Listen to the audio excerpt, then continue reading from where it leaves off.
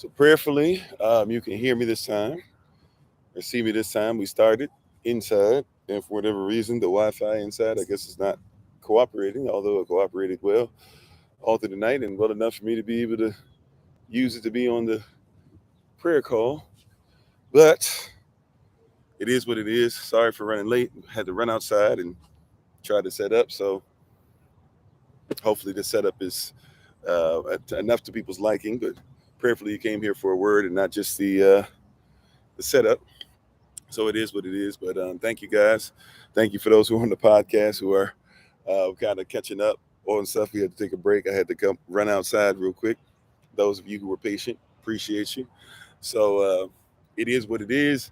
It actually goes well with today's message. It actually goes well with today's prayer. Um, we give all honor and praise to the Most High. We give all praise and honor to Him for my wife, the Honorable Maya, who lives a life that's able to be honored. You can check her out on TikTok, YouTube, her website, and Pinterest at Bloom and Flourish. Not A and D, the letter N, Bloom and Flourish. She is a healer, herbalist, chemist, and biologist by degree. As you can see, we're starting our trek, so to speak. We're going to be on the road for quite a bit. And even in doing that, to be honest, going through a little bit of struggle and things like that as far as personally, mental health, some things that the enemy's trying to attack my family on, all types of stuff. And that's why I said this message kind of, or what I was trying to say before I had to run outside. That's why I was trying to say that this message is very apropos considering things that have been going on with myself, with my family, with SOC family, with people around the world. Um, uh, and even in doing this journey that we're going on, we're moving in faith, if I be honest with you, because I don't 100% know how everything's going to come together, even in that. I mean, I am aware of it, but I don't know.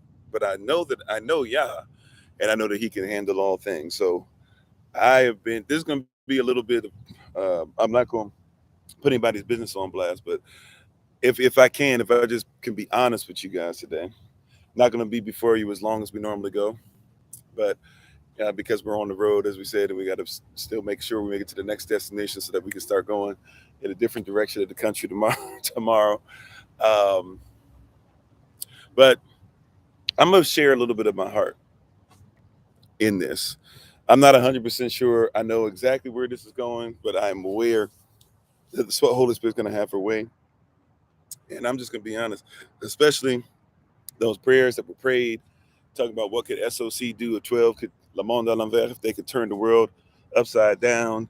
Um, talking about the prayers today where people couldn't breathe and got together with their family and prayed and breathing came back. Talking about that if we're not careful, we're in a perpetual cycle of missing the mark. Um, I was there for prayer, by the way. I couldn't jump in. I was double dutching at one point, thinking I was going to come and Holy Spirit would allow it. Then when I thought of the time, the prayer piece started. Praise y'all, the season change. But I appreciate the prayers. I promise you, I was amening and high fiving in the spirit. And those of you who were on the Thursday Rising Prayer, thank you, Minister Nice, for leading that as always. You'll probably hear some very similar things. We're working in tandem in the spirit. And so I do want to say that publicly and acknowledge you guys, and thank you for standing the gap for many of us who need somebody to stand the gap. I promise you, even in standing the gap for myself and my family, although I was there, I appreciate it. I appreciate all that you guys do for each other. And today's message is called Hurtin, Still Working. It ain't great English, but I promise you, if you're hanging there long enough, it'll bless you. Hurtin, still working. Not hurting, still working. Hurtin, Hurtin, apostrophe, semicolon, still working, WORKIN, apostrophe. Hurtin, still working. Amen. Hurting, still working. Let this word bless those that need it. Let this word bless those in their situation. Let this word be able to permeate um, lives, situations, mindsets, doubts, fears, frustration, and let us keep moving forward in your name, Atsham Yahweh. We pray and give thanks. Amen. Amen. Hurting, still working. Right, let's say hello everybody again real quick since we got mixed up and had to run outside. How you doing, Tianya? How you doing, Sister Nadine? How you doing, Sister Carla? How you doing, MIT Jenny? How you doing, babe? My wife is on, the Honorable Maya. Please check her out as always on TikTok, YouTube, her website, and Pinterest at Bloom and Flourish. Not A&D, the letter N. Bloom and Flourish. She is a healer, herbalist, chemist, and biologist by degree. Thank you, babe, for even staying up some. We had to split up. Normally, I try to do as much traveling as possible, but we've been so busy getting stuff done in the car, traveling, picking this up, moving this, doing all this stuff. And so she actually had to help me out last night. So for her to be awake, I'm grateful for her to be faithful and support her husband. How you doing, Springtime? How you doing, Sister Deborah? How you doing, Sister Renee? How you doing, Sister Nadine? How you doing, Yuda? How you doing, Big Brother Thomas, Sister Deja, MIT Jelani, uh, Mrs. Rhonda. If I miss anybody, church to my head, not to my heart. We appreciate everybody. How you doing, MIT Tracy, Sean Davis, just Keisha, everybody. Uh-oh. Anonymous Jack 17, I think. Thanks for being part of the community. Appreciate you. How you doing, Mazi? Is it Mazai or Mazi? Mazi Mamas. Um, Infinitely, how you doing? Everybody. K888, I think. Sister Judith. Oh yeah, and praise y'all. Sister Judith be leading us tomorrow. Raw food demonstration. So please join us. She does that every Friday for us at noon Eastern New York time, 12 o'clock p.m. Eastern New York time. How you doing, Dennis? How you doing, Sister Sherry? Everybody, Lottie Dottie, everybody. How you doing, Ladybug? Shala baby. I don't know if I said that right. Alrighty, Money Green, everybody. Sister Toya, alrighty. Lynn, thanks for being part of the community. Okay, so today, once again, Hurtin, still working. When I tell you that it feels like it's not quite the same experience as Yob, Joe, but when I tell you that a lot of stuff's been weighing heavy on me. And I'm going to just, like I said, sometimes people don't want you to be honest when you just give a word or just give something that makes people feel great or whatever. This might not be the message for you today, right? But I'm going to go ahead and just do as I'm led and be obedient and open up a little bit, right? I'm not going to give personal business, but I'm going to give what I got. How you doing, MIT Steven? Look, I've been going through a lot of frustration and hurt and hell and how are we going to get this done financially? And man, we're so close to this, and then this is going on at the same time. And what about the Feast of Tabernacles? And the land is coming up here, and somebody's trying to do stuff to my family that's nefarious. Um, and some things that I should have taken care of, if I just be honest, years ago. Now all of a sudden I left little holes that people can go into, little cracks for demonic entities and demonic spirits to be able to do stuff to affect families. Um, Trying my best even to bless people at SOC, and SOC right now's coffers are dried up, and right now, or at least they feel like they are. We know that they're not really, but it feels like there's pressure on it. And so when I'm trying to help somebody, I'm trying to help somebody out of my pocket, but I can't necessarily help somebody out of my pocket because I don't have what you would call an overflow right now. I've got currency where it's flowing, but it's not dripping right now. At least that's how it feels. And I know, and look, like I said, I'm gonna be honest, because in roles of pastoring and roles of ministering and roles of giving the word and roles of motivational speakers and roles of financial counseling, whatever, that we're taught that we're not supposed to act like we have ebbs and flows. But sometimes I'm in a dry place, or at least it feels like it's a dry place. And I have to, and I was talking to my wife and I was saying, man, all this stuff is going on. And I admitted to her, I think it was a couple days ago, that I didn't know.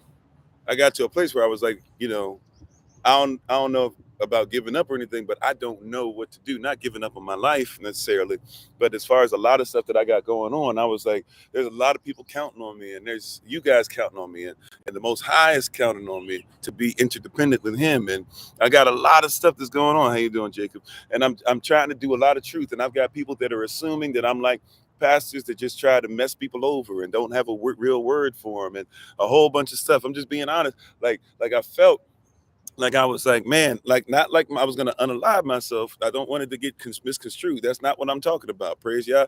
So that's not what I'm talking about. If you are though, if this, I'm gonna give some personal stuff to at least to start us off with. So if some of you are going through some things that are similar to that, then trigger warning, but also hopefully we can help you to work some things out, right? But I'm just saying I've had a lot, and then I've been letting people down because I've been having a lot going on, so I'm not able to really do what I want to do and be there for people the way I want to be there. It's just a lot of stuff, and I'm dropping the ball, and I'm having to even send messages out now because the Holy Spirit's like, hey, people are probably getting frustrated and thinking that you're giving up. At least let them know, or at least that you're not thinking about them, right? So at least let them know. And I've got this, like, if I had, I'm on the move, so I don't really have a desk that's like that, but the paperwork, if you will, on my desk is piling up to where I feel like I'm starting to look up to the paperwork rather than look up to the Most High. Can I be honest? And it's frustrating. But then I got this word, right? Where I was talking to my wife and I was telling her, you know what? I think that when I get frustrated, it's because I'm not moving. And when I allow fear or things that I'm respecting more than Yah to start to come into place more than what Yah is doing for me. How you doing, Sister Tamaya? How you doing, Black Steel?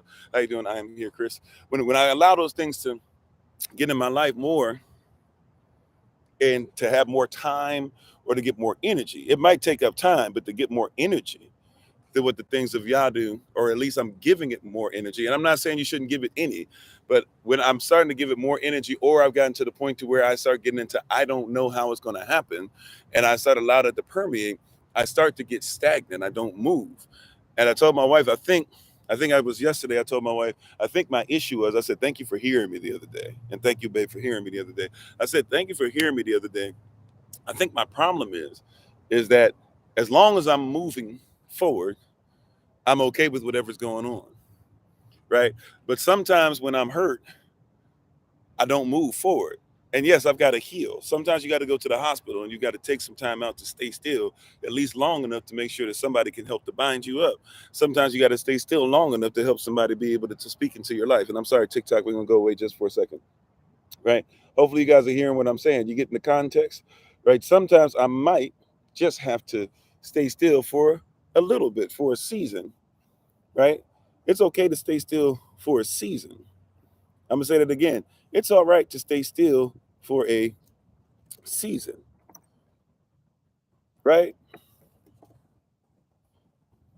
So it's okay if somebody knocks you out, it's all right for you to take some time off and make sure you go to the hospital because you've been concussed. That means that some space in between your brain and your skull are messed up, right? It's okay for somebody, you got into this fight, you were in a battle, you need to make sure that you're all right. You need to make sure you're going to be all right, right? But what I'm trying to say is that even past that though, see, once again, what were we talking about today? The theme that I was giving was hurting, still working. I know it's not the greatest of English, Hurtin apostrophe semicolon STILLWORKIN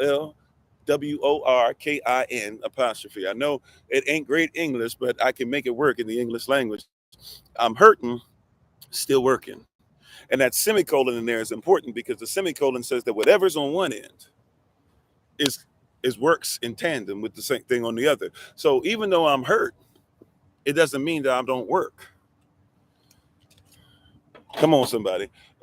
Even if I come on, MIT Jenny, I see. Even if I'm hurt, how you doing, Sister Latoya? Even if I'm hurt, I'm still in my work, and my work will help me through my hurt, and my work will be the same, and I'll continue to grow in it, even through my hurt. And I just come to remind somebody today, I don't even have my stuff charged the way I normally would. I was going to be inside today, so I let some stuff slide. And even that, once again, you let a little loophole in and something takes place. All of a sudden, you have no Wi-Fi. I got to run outside. I got to try to figure out what's going on with signal. But today, hurting, semicolon, still working. I'm hurting on one side, but it's not going to negate the work because the work's going to help push me through the work. That's prospering.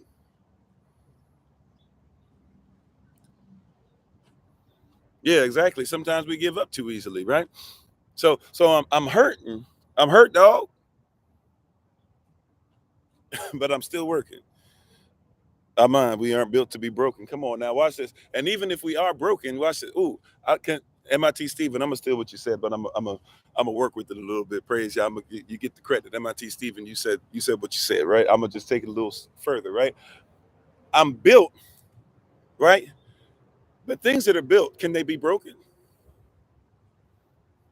greater is he that's in me, stronger is he that's in me, right?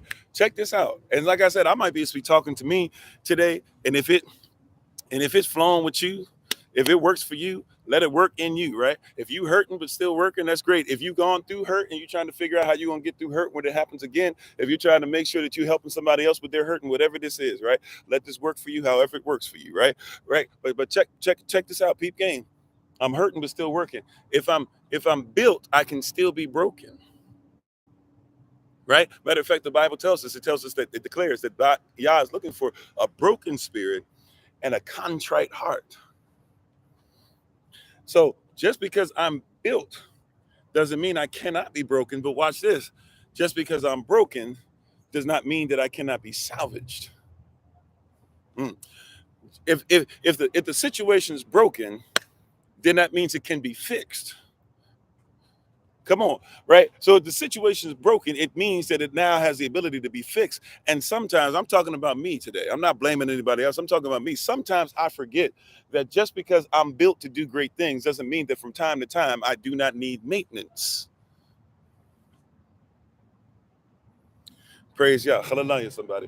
I got to remind myself that just because I'm broken sometimes, just because what I'm doing doesn't make sense sometimes, just because I might have messed up in the will of Yah. Can I be honest with that? Just because I'm broken doesn't mean that it's not that, or I'm sorry, that I'm built for great things. Doesn't mean that I can't break, and it doesn't mean that I don't need a break. That I might be fixed. And so I had to remind myself and gird up my loins again with the belt of truth and tighten up a little bit. And I had to put my my shoes on, my sandals on to walk in peace. And I had to put the helmet of salvation back on again to remind myself that put the breastplate of righteousness on and remember that we're in a battle right now, and the breastplate it's broken, and it feels like righteousness is something that's not protecting me. But I found out I can take the breastplate in, and somebody can make sure that they either fix what's going on, they can fix the gap, they can fill in the gap, or they can just give me a new breastplate, and I'll be able to get back in position to fight.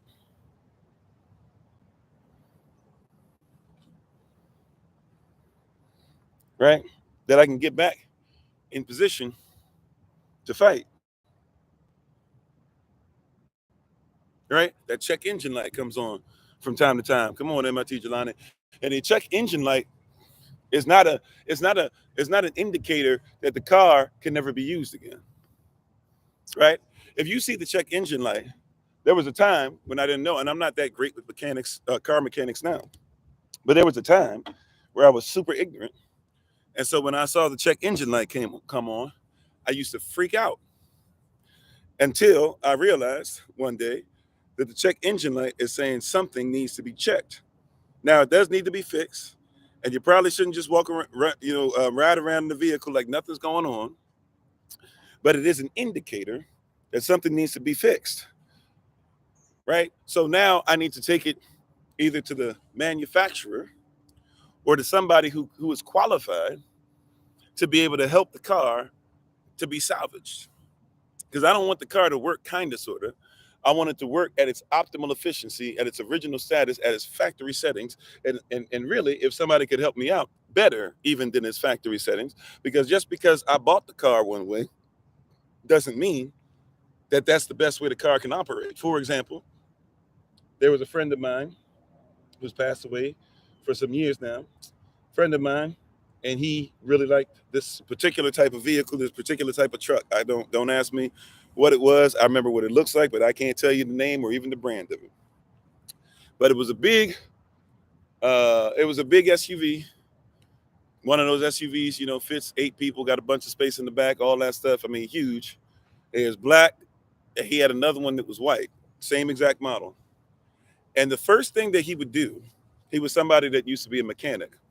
And he used to work on buses, but he could fix cars, he could fix anything. But he was a mechanic, had been one since he was like 17. He passed away in the 60s, I believe. And he was a mechanic, and he would tell people that when he got the car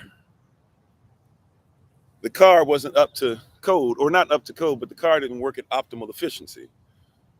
People would say, "What do you mean the car doesn't work at optimal efficiency?" They was like, and then we would ask the question, "Well, if it doesn't work correctly, why would you buy it?" You know what I'm saying? Like, if the car's not working the way it's supposed to, why are you spending money out here buying the thing? He said, "Oh no, the car is great." He said, "But it's missing. It's something that it's supposed to have, but they don't sell it because people, if they sold it the way it's supposed to be, people wouldn't buy the car." Oh, thank you, Prince. Appreciate that. Right. Hopefully by the end of this trip, I'll be even more. So I'm gonna try and do a little bit of fruit fasting again on a particular type of fruit. We're gonna see how it works out because I got a couple big meals that we're gonna have, and I'm like, I can't have these huge meals. I'm gonna be part of and not do some fasting in between. Praise God, right? Thank you for the love, appreciate it. So he said, if people get this vehicle, he said most people will go ahead and, or if they saw the vehicle or even heard the vehicle with everything that comes with it, most people wouldn't buy the vehicle. So I said, "What you talking about, big bro?" He said that the wheels the vehicle come with are actually too small. I said, "Come again?" He said, "Yeah, the wheels that the vehicle comes with are actually too small." So, all right, I guess that kind of sort of makes sense.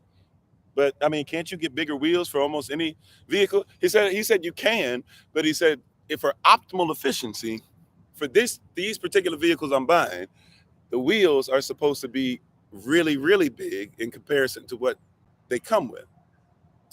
So I said, "Well, why is that so important?" Obviously, you want to make sure you can go off terrain, possibly, or you can, get more grip, or you can go faster, or you can actually, you got a heavy vehicle, so you can pull it along faster. Okay, I get some of those things, but why is it that they wouldn't sell it? Why would people have a problem with a bigger wheel? I mean, if they want a bigger vehicle, why would they have a problem with a bigger wheel? And what he said, it blessed me. Watch this. He said, "Kofi, if they got the wheel that comes with the vehicle, watch this now." He said that if it came with the vehicle, people would be scared off because of the noise that the wheels make. It could be a Suburban. I don't think so because I think I know what a Suburban looks like because I had a cousin a long time ago that had a green one. I don't think it was a Suburban, but you never know. I'm not, like I said, cars aren't really my thing. Outside of making sure that I get one that's safe for my family, I don't really know much about them. But peep game, right? He said that if you get the wheels for this car, he said that they're so big that they make noise. So in my mind, I'm like, they make noise. So he demonstrated it for me because he had just gotten these wheels put on. So we get in and he begins to travel. We're going down the road, and then he gets ready to make a turn. He chooses a sharp turn to show me how much noise is about to be made. And when he makes the turn, when he turns the steering wheel all the way, some of us would do like this, right? Some of you would do like this, but whatever. But as he turns the steering wheel all the way to make this turn, you start hearing squealing. And so in my mind, when we hear squealing in the car, what would we do? We would automatically make the assumption that something is what? Wrong, that the car is not effective, that something is in need of fixing, that something is broken and it's not operating at optimal efficiency, right? But because he had warned me that it was going to squeal, it didn't really do anything to me, but I was a little weirded out. I said, "Well, why is it squealing?" I kind of knew the answer, but I just wanted to hear it because sometimes you'll get a revelation, somebody will show you something, but you still need to hear it. And he said, "Kofi, the reason it's squealing is because it's so big. The tires are so big. Now, these are tires that are supposed to come with it. They're so big that when they turn all the way to the side, it squeals and it sounds like something's wrong with the vehicle. So if they put it right, but I said, well, doesn't that do something to the tire?" He says, that's why they made the tire the way that they did. The tire is extremely expensive, but the tire is designed to go through more friction than any other tire, just about any other tire that people are using on their vehicle. So the only way that you're going to get optimal efficiency is you have to have the right tire that can go through enough struggle, that can go through the friction, that has enough grip, and that you can take the noise when it comes to rough turns. Other than rough turns or really sharp turns, you're not really going to have to worry about hearing that noise. But every once in a while, when you got a really sharp turn, you hear what I'm saying? Every once in a while, when you have a really sharp turn, you're going to have to go through some situations. You're going to have to hear some stuff that you're not used to. You're going to have to go through some things, right?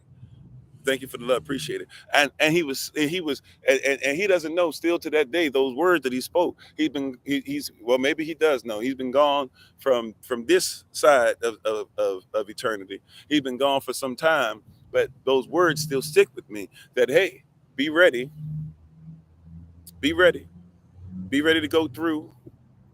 Be ready to make sharp turns, and be ready that these things that you're going through will make noise when it's sharp, but it doesn't mean that you're not equipped. It just means that you're making a sharp turn. You're equipped to be able to make a specific turn, right? But in my mind, if I'm not careful, I might think I'm broken because of the noise.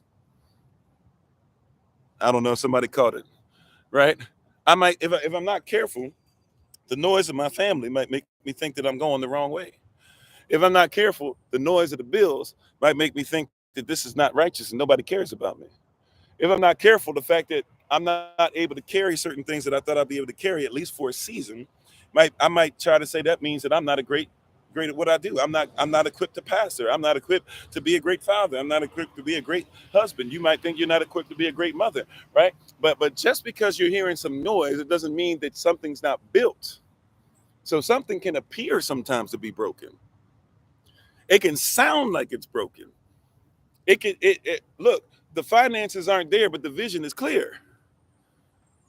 I'm right now, my family and I are going on faith, not knowing how in the world we're going to do what we've been told we're supposed to do. But the vision is clear, and the wheels are turning, the wheels are squeaking, it's screaming at me. Everything is saying, you're not supposed to do. We tried to do this inside today, knowing this was going to be the theme.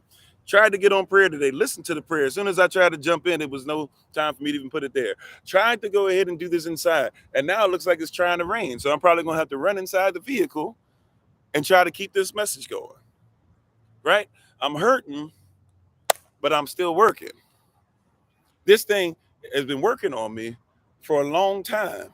And I'm not going to stop letting this thing work on me. When I say this thing, I'm talking about this walk. I'm talking about Yah being with me. I'm talking about being beloved. I'm talking about being divided. I'm talking about being the seed and the tree at the seed and the tree at the same time. I'm talking about being a tree planted by the rivers of water. I'm talking about being Yehovah, being Judah, coming from the line of the tribe of Judah, having a roar that people have been missing because they didn't know that the Barbary line was not extinct. I'm trying to tell you that just because things go on, right, the work has always been there. And when I'm going through my hurt, my work has to show up on another level. When the car is hurting, it's still working. Anybody ever gone through something where the engine light, check engine light comes on and this thing ain't yellow this time, this thing is red, and you're on your way to the shop, you're on your way to the mechanic, right? But you got to get there.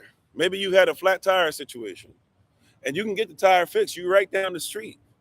But rather than have to pay extra to have somebody come, you rather try and make it, and you try your best. And they tell you, hey, if you do that too much, you're gonna hurt the wheel, right? You're gonna mess up the wheel over time. But in your mind, you're like, look, I know there's sparks flying, and I know this doesn't make sense, but I've got to make it. I'm 15. How about we say it like this? I'm 150 feet away. If I can just keep on going, somebody can put a wheel on there, right? I'm hurting, but I'm still working. I still have the ability. I only got 150 feet left. And it hurts. Oh, it hurts. Yeah, this rain starting to pick up. Praise God. Right? Even in trying to give this message today, this thing is hurting. This must be for somebody. This must be for deliverance for somebody. This must be healing for somebody. Right? This thing is hurting, but you still working. Keep working. That's why the Bible declares stuff like you are more than an overcomer. Stop talking about what you can overcome and be more than an overcomer. I'm sorry, you are more than a conqueror. Start talking about being conquering and have a conquering spirit, like we talked about on Monday, early rising Bible study session. Right? We have to realize that just because we're hurting, it doesn't mean we're not working. To hurt is not an excuse to not work. And I'm just being honest with you. I got to where at least I threw my hands up and I was like, somebody might have to just do this. I'm just being honest. I was getting to a point in my life, somebody else might just have to step in. Maybe I've gotten this as far as I can go. Maybe, like, because I got to make sure my family's taken care of, my finances seem to be funny and all this other stuff or whatever. I was ready to dip, at least take a break for a couple months or something, and just be like, and look, I'm taking a break. Well, my born day hits October 6th. I don't know how long. It might be less than a week, but I haven't even taken an actual vacation where I just, I'm not around. You know what I'm saying? In years in my life, right? But at the end of the day, I realized that so that's important. But what I'm saying is, in this season, I was about I was about this close. I just want to be honest with you. I'm not trying to do this for sympathy. I'm just trying to tell you straight up. I was about this close. And then when I get this close and I realize that I can't do it, that's when Yah steps in and says, that's when I specialize, right? I'm just trying to tell you. He steps in. He says, that's when I specialize, right? That's when I take over things, right? When you finally realize that you can't, is when I tell you that I open doors for you that no man can shut, and I shut doors for you that no man can open, and you only have a little strength, and therefore remember who you are. Remember whose you are. Remember that I'm the one that's holy, the one that's true, and I'm the one who has the key of David. And don't forget that there are many people that say that they are you and they're not, and they are actually speaking blasphemy, and they are the synagogue of the Satan. He said, however, I'm about to open this thing up. Be ready to teach people how to worship me, and I'm going to show the world that I've always loved you. Come on, Sister Alshel. I was saying earlier, I don't know if you heard me earlier, I was saying that prayer. I was listening to the prayer. I couldn't jump in, but I was listening to the prayer. And I promise you, right, I was listening to the testimonies. I promise you that it was for me. Because Monday, Tuesday, I was this close. And I'm just talking about life happens, as Minister Sharon, as Minister Elisha. By the way, if you're doing the coaching with us, or coming together for group coaching or going through grief and stuff like that, Minister Sharon's going to move it to Sundays now. So just letting you know, if you want to be part of that, that's moved to Sundays now. Praise God. So if you have time for it, just make yourself available on Sunday. And it doesn't mean that she's trying to worship or anything on Sunday. We should make time for the people of Yah 7 days a week. Sunday for me personally is family day, so that's why I be gone. But just giving you guys a heads up, so I'll make sure I make that change in the Google Calendar invite if you're on that group or on that list. Okay, but I'm telling you, I was this close because life happens, and I was in tears with one of our SOC family last night. And I asked him, because I can trust him. I said, can I stop? Can I be honest with you? I said, can I stop being, and I hope this is making sense. I feel like I'm all over the place, but I'm just this is a place in my life where sometimes I feel like I'm all over the place, but I'm still working, even though I'm hurting, right? I was talking to this person. I said, can I just talk to you as your brother and not as a pastor for a second? And the person said yes, and I busted into tears. Because sometimes I need that. Sometimes I need to take off my little church face, peel it off, and the church wig, and the church press-on nails, and the church coat, and the church vest, and all that stuff. And sometimes I just need to be like, man, I'm hurt, dog. This thing hurts. I normally would have something when somebody says my family is hurting. Even if SOC doesn't have it, I would at least have a little something to be able to say, put gas in your car. I'm hurt. It hurts me to see the people of Yah hurt, and I can't help. But also I got to be reminded that I'm not Yah. And I know somebody says, well, obviously you're not Yah.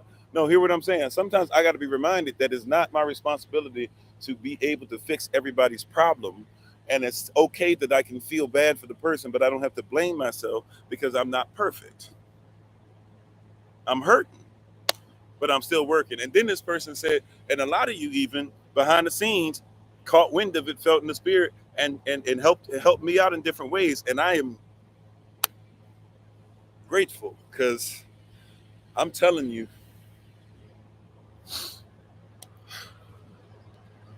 and like I said, I don't want this to be a pity party. I don't want this to be everybody rush and try to give or something. This is not what this is. I'm just trying to tell the truth. I'm hurting, but I'm still working. Anybody ever played a a sport and your team needed you and you probably shouldn't have played, but you went in the game anyways. I'm hurting, but I'm still working.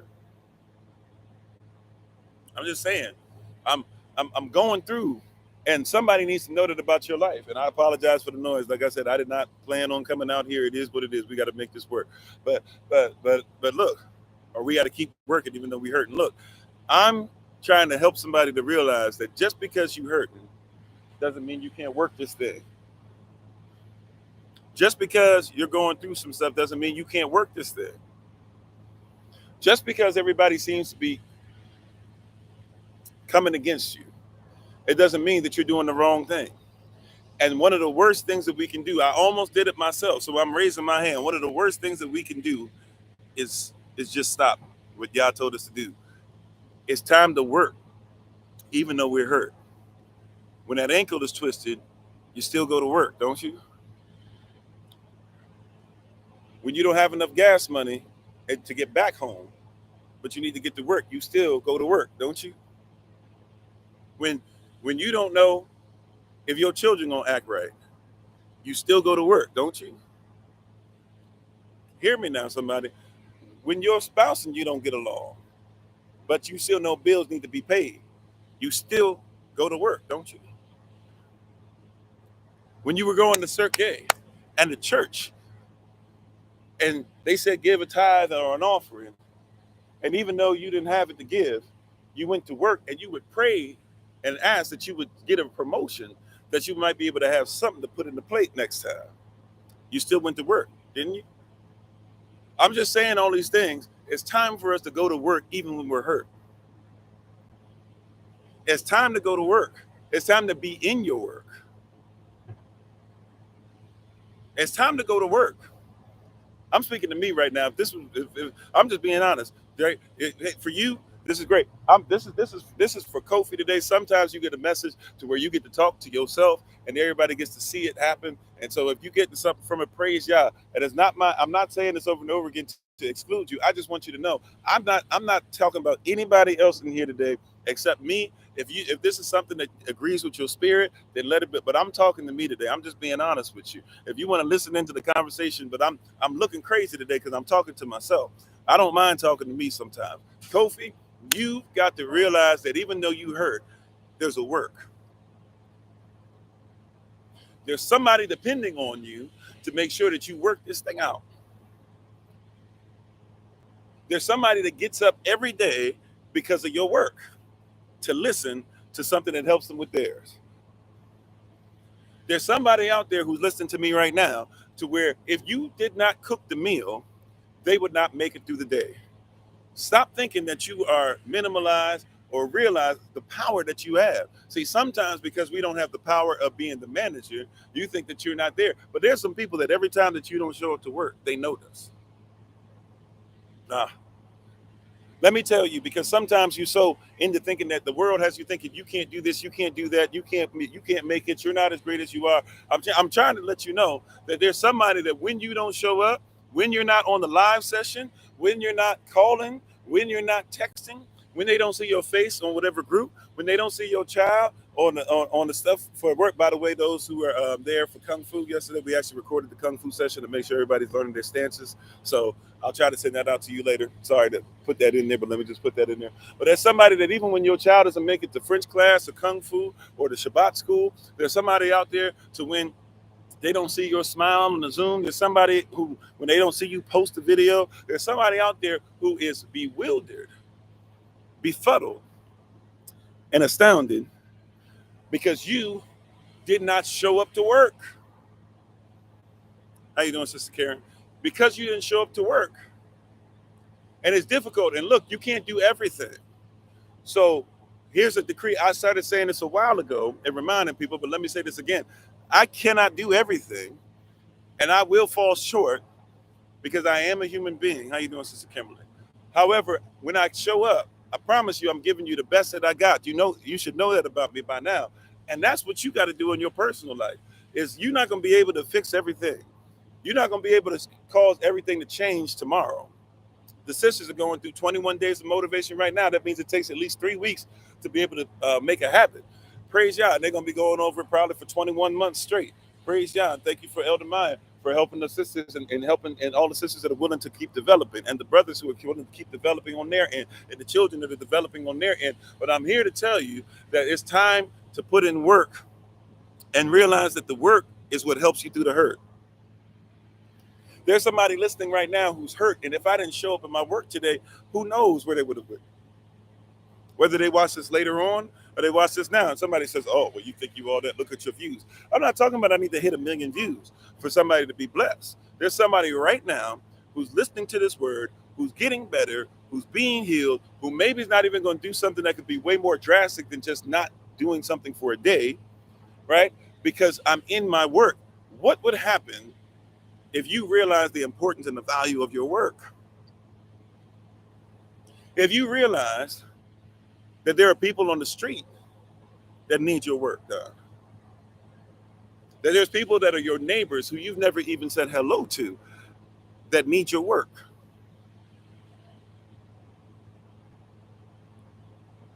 And there's a healing. There's people, watch this. Can I speak something over somebody's life? There's somebody right now who should have been gone. There's somebody who should have been gone. Hear me. That shouldn't be here because of their hurt or their pain or their affliction or what the doctor said. And they said you wouldn't make it past age 4. You wouldn't make it past age 20. You would only be able to live 5 more years. But guess what they did? They got so deep in their work. In basketball terms, people say they got so much into their bag that they started thriving when everybody thought they would only be surviving. Somehow they've thrived 15 years past the 5-year death sentence. How is that possible? Because even scientists will tell you that the work heals people, right? For example, Tony Robbins' stepfather, or not stepfather, Tony Robbins' father-in-law or former father-in-law, whatever, he was getting ready to pass, or he had cancer. Doctors found out about it, right? But he was healthy. Everything was fine. It was stage 4, but he was straight. He was cool. Everything was fine. Everything was great. No problem. He didn't think about it twice. He wasn't really going through anything. Everything was straight. Everything was fine. Next thing you know, so the family's like, don't tell him. He didn't know about it. He was still fine. He just thought, he was sick, went to the hospital, everything was fine. But he went out, he was getting better, all these things, whatever. It seemed like it might even was showing, or seems like it was showing signs of remission. Next thing you know, the doctors tell, even though it's on this, everybody knows it's on agreement. It might have been a newer doctor, who knows? I don't remember this part. Well, the doctor or a doctor tells him, talking to him, talking about him, was like, yeah, blah, blah. And, you're doing all right, but, we're still dealing with the cancer, this and that. And the father looks and says, what? The guy says, yeah, the cancer and stuff. So he spills the beans, so to speak. Family is upset. All the daughter's upset. Tony Robbins upset. Family's upset. And the father is devastated now. Once the father realized that he had cancer, he began to pass. He began the process of passing away. And this person that was healthy for months and looked like he was getting better, in a matter of weeks, crumbled. There's something that's there in the agreement with the situation. But when the father-in-law was in his work, was dealing with his family, was sowing into his grandchildren, when family was coming to visit him more, where he was doing all this stuff, he seemed like he was better. He didn't seem like he was sick at all. He was better. He was walking faster, running more, doing stuff than the people who had no problem. He was faster than the grandbabies. All of a sudden, he finds out that he's got cancer. And it's not the fact that he found it out, but it's the fact that there was some agreement. Psychosomatic, if you will, right? But when he was in his work, and his work was all that mattered, it didn't matter that he hurt. And so if we're not careful, I'm talking about me. Let me talk about me today. If I'm not careful, I will get into a place to where I will begin to hurt and think that the hurt negates the work. Sometimes we think that because we're hurt. Can I talk to Christian folk today? I'm not a Christian, but let me talk to you. Can I talk to people that got a Christian mindset sometimes where you hear stuff but you don't live by it, right? Can I talk to people who say they believe in the Bible, right? Well, then read your Bible; it'll bless you. I'm about to give you something that your Bible talks about, and for some reason you don't believe it, right? It's this context, this concept. But sometimes you're hurt because of your work. Yes, I'm Ghanaian. Yes, or at least on my mother's side, I'm Ghanaian. All right. Sometimes you're hurt because of your work. No, that's not true. I don't accept it. I don't take on anybody else. Well, fine, then don't pray for others. Because if you pray for others, you might have to intercede. And the interceding sometimes means that hell is on its way to somebody. And because you love that person, you intercede. It means that hell was on its way to catch the person and you step in and you block. But if you block hell, you might get hit a little bit. And here you are getting hit and talking about, well, I don't know why this hurts. It hurts to intercede. I wish I could explain to people how I will be dealing with something for weeks as a pastor, and I'm trying to figure out what is going on. Like, sometimes I'll be saying this in my mind, who is being disobedient? Because this is not even mine, but I'm carrying this because I would dare pray for somebody else. I know Minister Anais goes through this because she's the head of the prayer department, right? And so I know she's going through that. And after a while, sometimes you got to think to yourself, man, this is not even for me. Who needs to get their life in order? who needs to start doing righteous? And then you see something or you hear about a situation that's been happening for months. You go, oh, okay, that makes sense. Right? Now I see why I'm hurting like that, because I've interceded. And see, I have to remind myself of that. Truth is, Kofi, that sometimes you're hurt, bro, because you were in your work.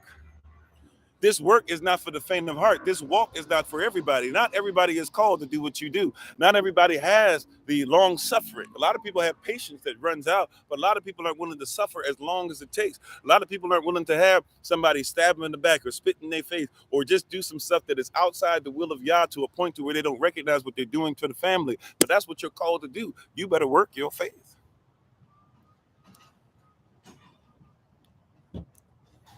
You better work your faith. You better love, not like people. You better love people. Because there's times where I'm not going to like myself, but I still got to love you. There's times I don't like myself, but I got to love my wife.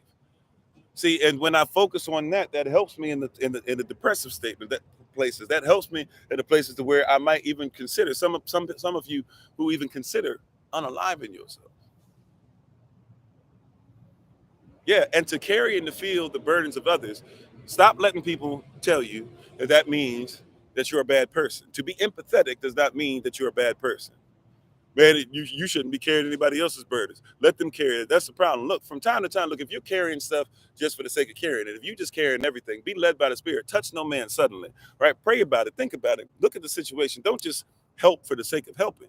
But if you're called to make sure that you help somebody get from point A to point B, then be ready to hurt sometimes. This is what it means when Yahshua talks about turn the other cheek in Matthew chapter 5, verses 21 through 26, when it talks about if your adversary or if you and somebody that you are on the same path with become adversaries, agree with that person quickly. But it talks about in that as well, it talks about that, hey, you might get struck on the cheek trying to help somebody. What does that mean? Amen, Brother TJ, right? What does that mean? To strike, to turn the other cheek. That means that, let's say somebody out there, they scrapping, right? They getting ready to fight, doing whatever, right? But they don't really know how to fight. So they doing stuff like this, right? Trying to win. And you got two people that you love. And so you try to break it up. And you try to break it up. But when you try to break it up, what happens? Because they don't know how to fight or they're not paying attention, they get you. Boom. Now, at that point, you might be like, you look like for real. And that's what we're doing out here. And they might look at you like, oh, my bad, I'm sorry, right? Or if you're going to help them again in the same situation where they didn't even notice, if you're going to jump in there, you might realize that you might get struck again. Are you willing to help the person, even if you might get struck again? Hurt people hurt people. If somebody's in the water, help, I can't swim. There are some lifeguards that have been trained, not all, but there are some lifeguards that have been trained that you knock the person out before you help them. Why? Because if a person is flailing about, they might hurt you and take you out, and you might drown because they don't know what they're doing. So what do you? So I'm not saying you should do this. I'm right. Depending on where you're trained, there's different people that train different ways. People all over the world, right? But I'm just saying, in general, a lifeguard is taught. Even if you don't knock them out, you're taught that you have to be careful about who you're coming up on, because they just swinging. They don't know what they're doing. Because they don't know what they're doing, they're just having a fight or flight response, and they don't know if they're running, flight, or they don't know if they're fighting for their life. But whatever it is, they're flailing. If you're going to hurt the person, there's a possibility you would get hurt.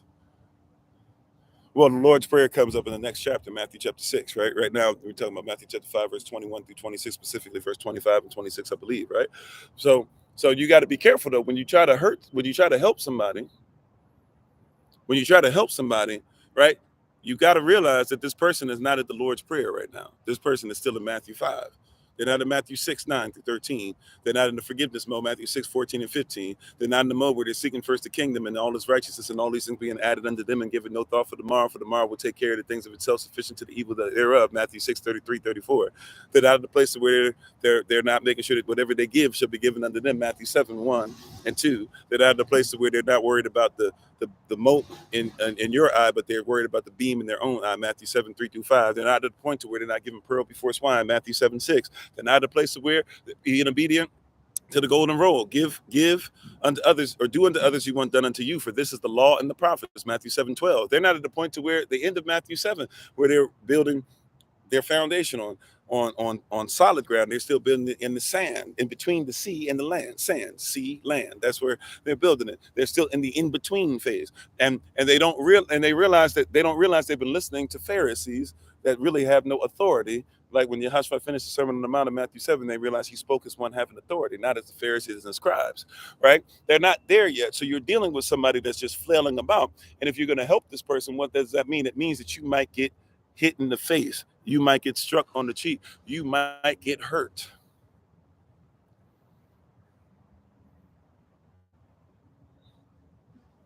Right? You might get hurt.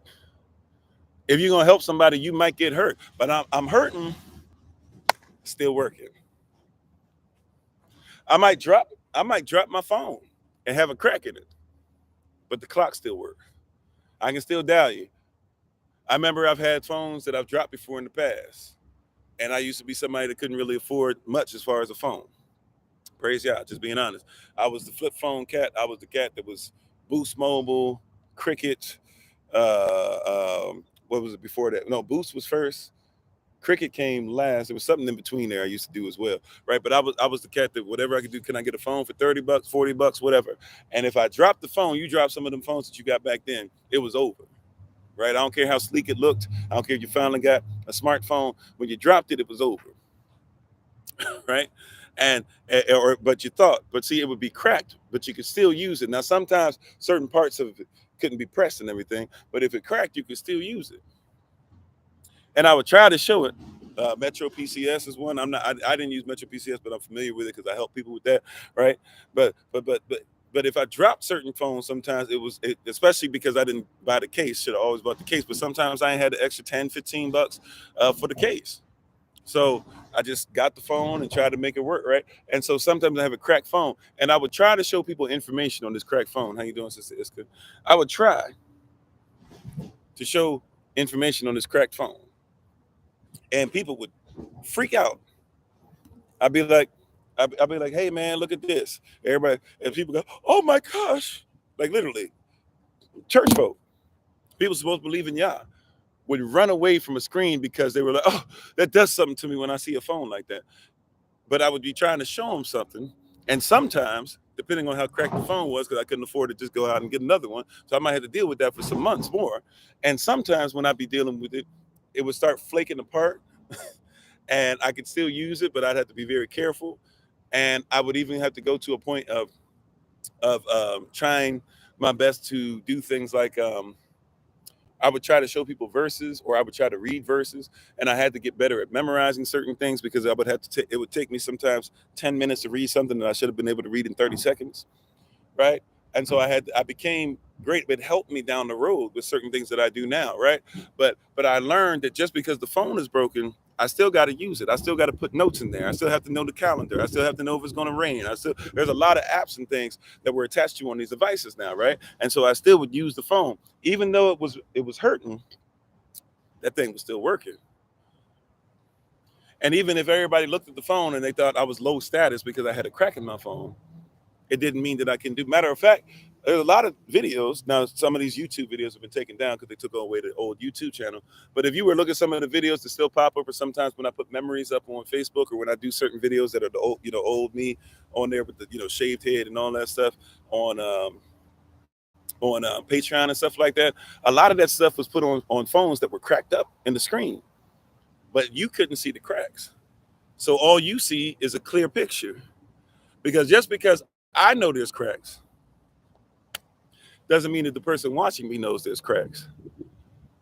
Oh, somebody, see, I want to go another direction with this. See, because Hurtin still working. I teach my son piano. And every once in a while, I'll be reminded of how great he is and how special he is when it comes to music. I teach my son piano. I teach my son, percussion, not just drum set, but, djembe, different things like that. A little bit of conga, a little bit of timbales, etc. Right? Or not as much timbales. Sorry. No, yeah, timbales, things like that. Right?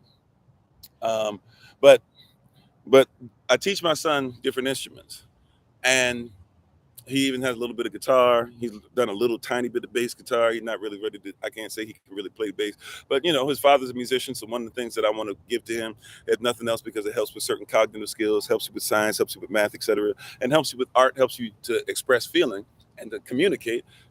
Especially somebody who actually at one point in life could not really talk to people, but could play a bunch of instruments and could at least sing a song, even if I wasn't a great singer, could at least sing and play something if I couldn't express it through talking. Right. So there's a lot of gifts in it. But one of the things that my son does, and a lot of my students do, I don't really get a chance to have students like that anymore because I'm busy. But one of the things that my students do, and that my son is notorious for, right, because of this perfectionist spirit, is that he'll make a mistake and he'll start getting frustrated and he'll stop playing. Right. And I get it to a certain extent, but he'll stop playing. And so what I have to do when I'm training him, because I used to be that person. I'm the person who used to practice 12 hours a day, bare minimum. If my fingers started to hurt on the bass guitar, I would go ahead and start playing the drum set. If I got tired on the drum set, I'd go to the piano if I couldn't move on the piano and stuff. But I mean, I'm that person who used to play 12 hours a day when nobody cared and would just work on one lick all day on and 13 different keys or 15 different keys, depending on how you look at it, right? Would practice, limb dapple, the Lydian scale, the Ionian scale, the Mixolydian scale, if you even know what I'm talking about, right? Right, when I'm going into those things. But I'm just saying, I would practice all these different things, do all these different scales, go all these different ways, whatever, right? And with and perfectionist. Even playing video games, he does the same thing when he plays video games like his dad used to. Perfectionist and get mad and frustrated. I would throw the controller, right? He doesn't do that, praise y'all, because I'd be really highly upset if he was throwing iPads and phones and Nintendo DSs, because them things cost a lot, right? But I used to be one of them cats who was out of control, anger issues. And when I made a mistake, everybody was going to know. But you know why everybody knew I made a mistake? It wasn't because they would have heard it. It wasn't because they weren't familiar. I was playing music. I tell people this all the time. People don't believe me, but I'm like, I didn't, even though I was in what you might call the hood, I never, I had to go back in like middle school and sixth grade and stuff. I had to go back to catch up with hip hop because for about 3-4 years, all I did was classical music. Because I was playing instruments like I started getting into jazz and stuff and things, but I played the trumpet, I played the trombone, I played the tuba, right? I played, recorder. I'm not just talking about in class. I played the recorder. Like I actually could play it. I played a little bit of clarinet. I played the flute a little bit. I was getting a certain music that required me to study certain things. So I had to go back, right? And so I could play something and nobody would even know that I made a mistake. Seriously, I could play something and people not even know that I make a mistake. I could play something musically and people have not a clue that Kofi's off, right? Or that he made a mistake here, but I would freak out and I would be like, oh, When you do that, everybody's listening. But I learned over time, whether it be classical music, whether it be what people call gospel music, whatever, that most people don't know what's going on. And even a lot of musicians, when they hear you make a mistake, as long as you correct it in a nice way, they still love the mistake. So I learned that, hey, I go out there, I try to take risks that other people don't take because I'm not afraid of making a mistake. When I'm afraid of making a mistake, it actually takes away a lot of stuff out of my catalog. It takes a lot of stuff out of my technique, because when I'm afraid I'm going to make a mistake, then I'm like, oh, I better only do what's written, or I better be really, really careful, or I better only play this. Every time we get to this section, I better only play this, right? Rather than experiment, rather than tell the drummer, hey, follow me on this, rather than say to the bass guitar player, hey, we're going to do 1-6-4-5 here. I know it's just 1-4-5, but I think 1-6-4-5, or maybe we'll go 1-6-2-5-1. Some of y'all may or may not know what I'm talking about, but I'm just saying there's options I have, because I've realized that it's all right to make mistakes, and most people won't even know. And when you're feeling stuff in the spirit, people are going to give you leeway anyways and grace. Matter of fact, I've messed up a couple times trying to do something, but somebody would still catch on to what I was doing, and they said, oh, I see you, I see. And it would give me the confidence to say, okay, I'm about to go right back into this. Right?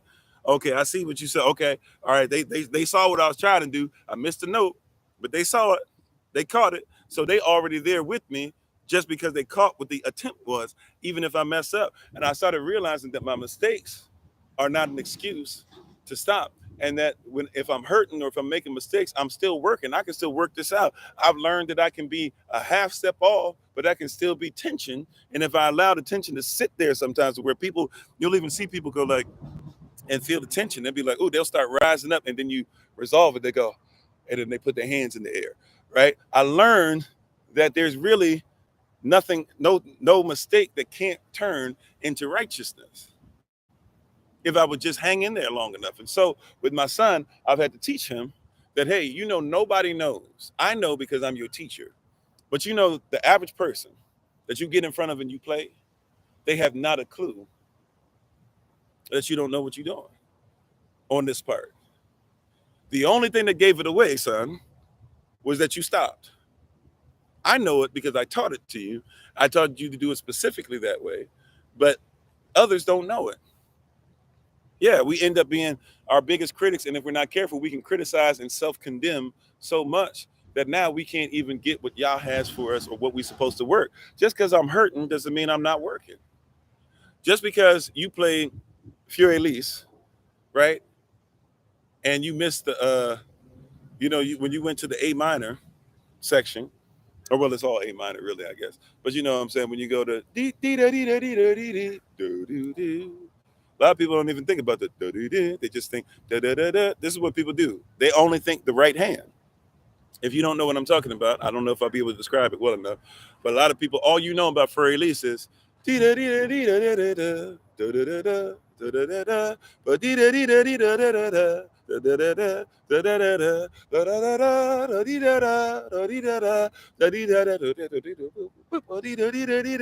what you know, right? But the reality is that it's not just the right hand. You're just singing the right hand. It's the right hand and the left hand. So it goes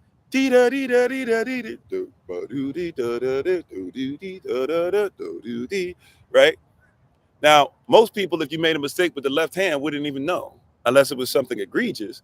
And even still, a lot of people might not catch it because they're only trained to think about what's going on with the right hand.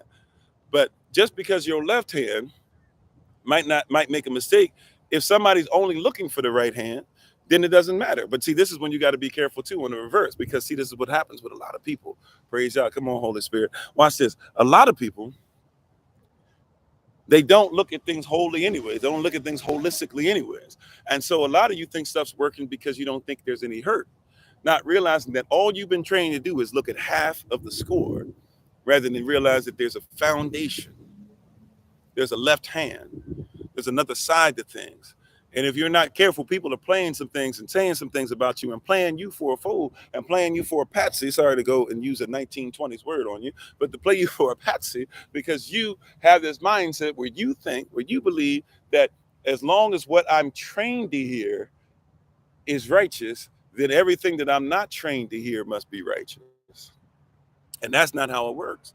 You got to know the whole thing. Just because it doesn't seem like it's hurting doesn't mean that it's working either. I don't want to leave you and make you think that, hey, just because it always feels great means that it's perfect. Just because everybody bows down to it means you should bow down to it. Just because everybody's voting means that every you should vote. Just because everybody's saying that if you're a certain skin tone, that means that you're better than somebody else. Just because you light skin, you pretty. Just because you dark skin, you're awesome. Just because you're red bone, everybody should want to go ahead and get with you. I'm trying to tell you, there's some things that if you're not careful, you'll miss some of the stuff. I was listening to somebody um, yesterday. There's these two brothers who don't consider themselves to be brothers, but whatever. But these two brothers called Fresh and Fit. Maybe you've heard about them on YouTube. Maybe you have not. They finally got kicked off of YouTube, which means they're going to lose a lot of their finances. And as much as people probably wouldn't want to hear me say this about the brothers, I'm praying that y'all be able to keep them because they were making a lot of money off that. They think their whole world is based off of whatever little money they were making, and now they're going to make a lot less. Prayerfully, they come into a righteous mind. Right? I know some people wouldn't want to hear we want to celebrate people when they finally fall and things like that. It's not my concern is whether they fall. It's my concern about them salvaging themselves and their situation, right? But they fell. They fell hard. YouTube said, "Okay, we done with you." Right? YouTube said, "We done with this whole situation. Y'all keep going stuff." And they went to a place where they brought a white. I'm sorry. They went to this place where they brought a white supremacist on that YouTube had already kicked off. White supremacist said some really crazy stuff. YouTube finally said, "Okay, look, enough is enough. We keep telling y'all, stop doing this. Enough is enough." So they're gone, right?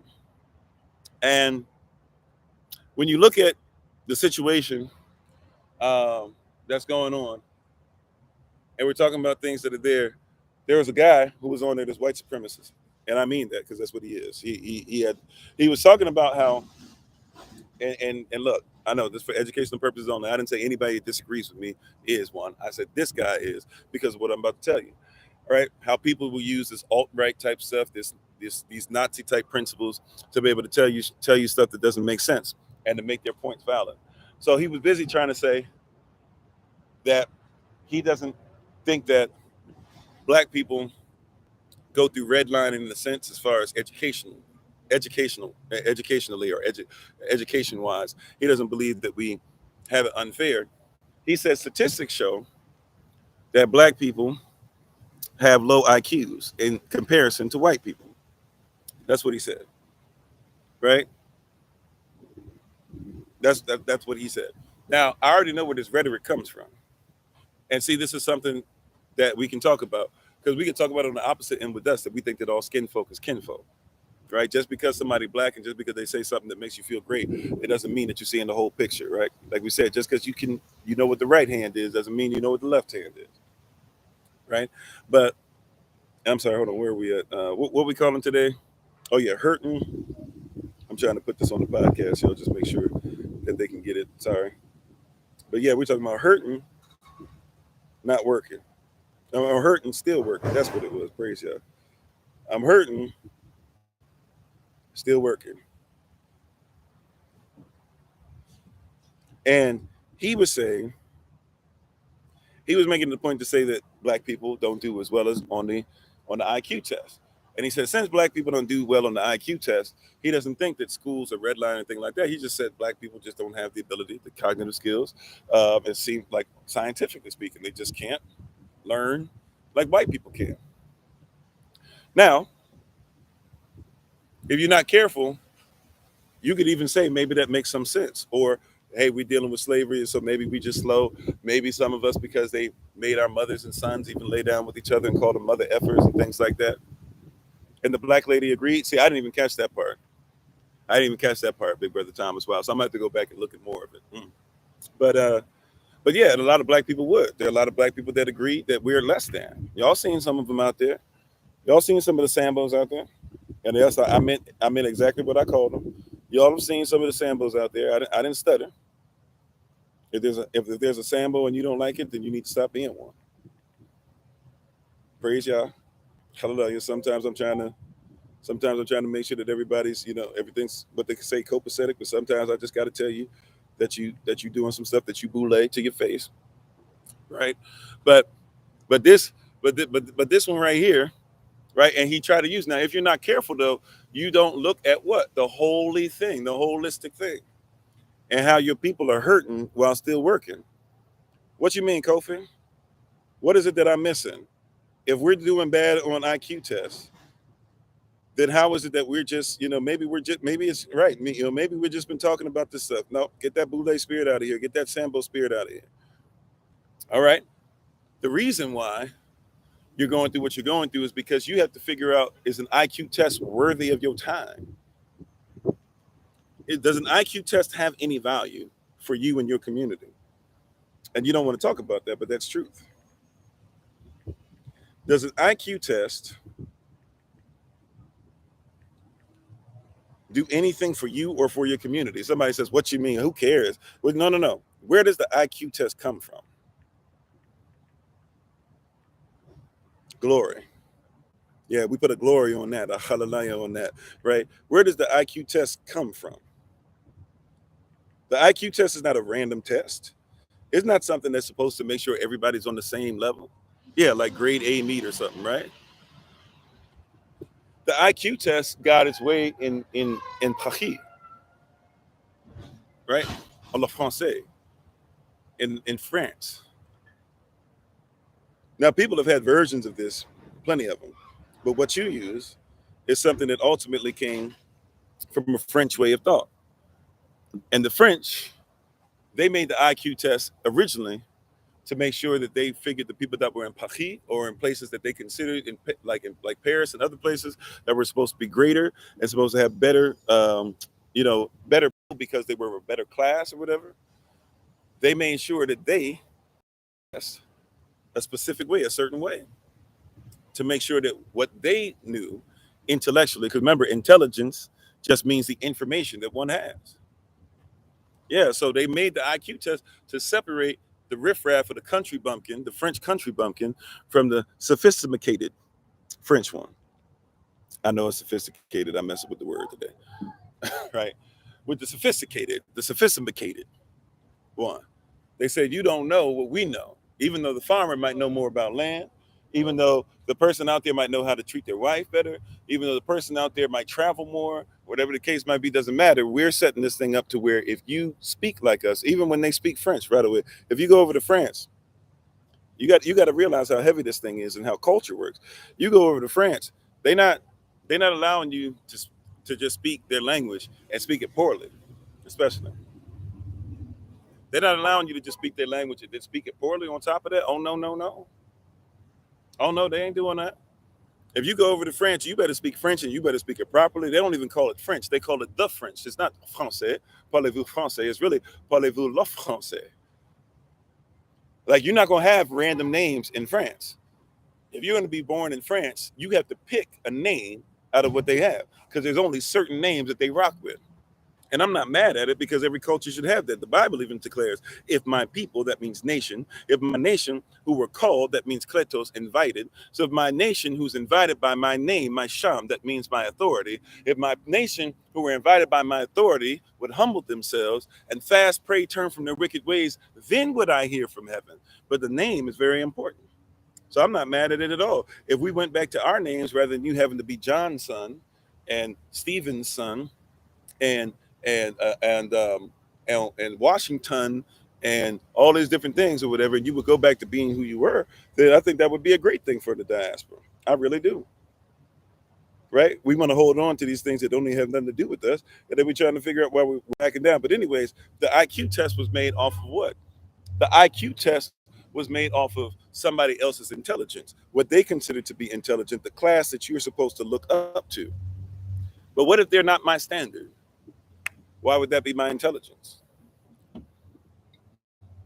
What if they are not my standard? Why would that be my intelligence? See, but anyway, so the French did it to separate from this and that. Then what happened was somebody in the northeast part of what you now call the United States of America, they saw what the French were doing. They went over and studied it. Now, this person was not only a racist, but he believed in classism as well. So he's into racism and classism. He goes over, he studies it, he loves it. He brings it back with him. He redoes it, and then says all of y'all in the United States need to start giving this to see who's where and where they belong. And so if you don't have what they value as far as the intelligence of what they call elites, because even the elite is only based off of the culture. If in my culture I believe that it's elite to be a husband, then the red pill person is not elite.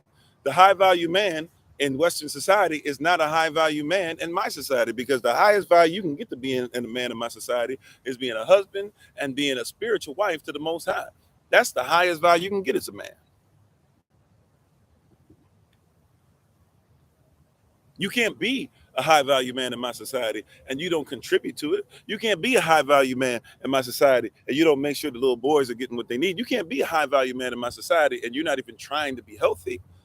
Thank you for the love, appreciate you, right? But that's somebody else's culture. You're listening to somebody else's intelligence. You feel like you can't get hired, and that's because we haven't created our own communities partially. But you feel like you can't be hired because if you weren't to, if you didn't code switch, what is code switching?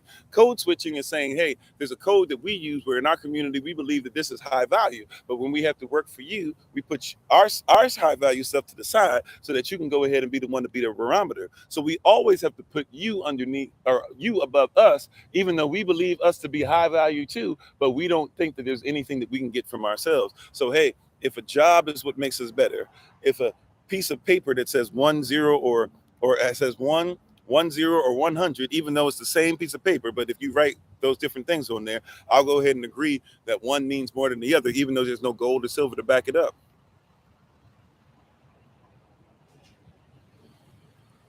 Right? Like you in the wrong place. I'm sorry, is that 3 lock? I lock? I'm not sure. Oh, Shalom, how you doing? So we're having this weird place where we're not looking at things as far as the intelligence or the information that we possess. Why is it that everything that I say has to be backed up by somebody else and they're not even in our diaspora? And somebody that doesn't even care about us gets to be the one to tell you what is indicated. That's why the Anunnaki thing has become a big thing with our people, because people don't believe that you could build something. And so they said aliens had to do it. And now here you are still talking about aliens rather than saying that, you know what, we're aliens to you, because the word alien means foreigner.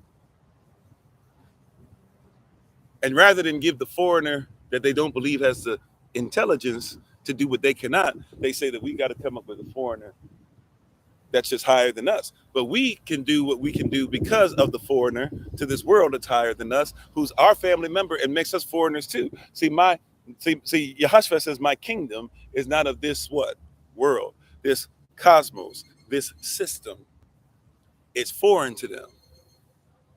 And so when I'm hurting, when they trying to say that I'm low, when I'm decrepit, when I don't know what they know, when I'm stupid, when I'm not this and that or whatever, when they try to put these labels on me, then they're trying to hurt me. I'm hurting, but I'm working. Somehow, somewhere, you've been telling my people that they don't deserve life, and yet we still here. Like I said, you're just gonna have to deal with me today. This is me. You can say this is me ranting or raving or doing whatever. That's just I'm just gonna tell you how I feel it today. Praise y'all. It is what it is. And I hope I'm not coming across. It is what it is. I'm hurting, but I'm still working. You've been telling our people, you've been telling myself. People come on here all the time trying to tell me I don't know what I'm talking about and this and that and all these different things or whatever. I need to go ahead and be part of a system that lies to my people. Telling them that we're supposed to say that George Washington is our father. He's not my father.